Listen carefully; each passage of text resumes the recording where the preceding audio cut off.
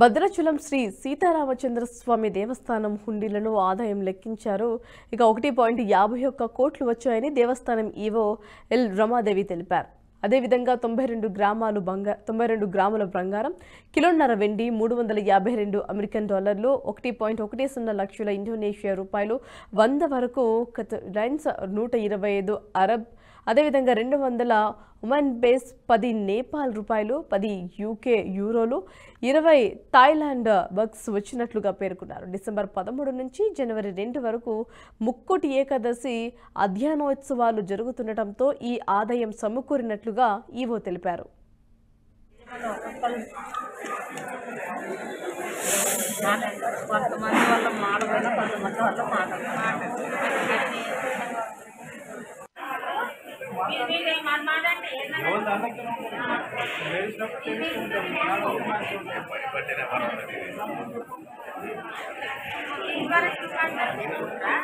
ఎవరిని తీసుకోవడానికి నేను అసలు తీసుకోవడానికి ఉమ్మకు లేదని చెప్పి ఉమ్మను ఒకరు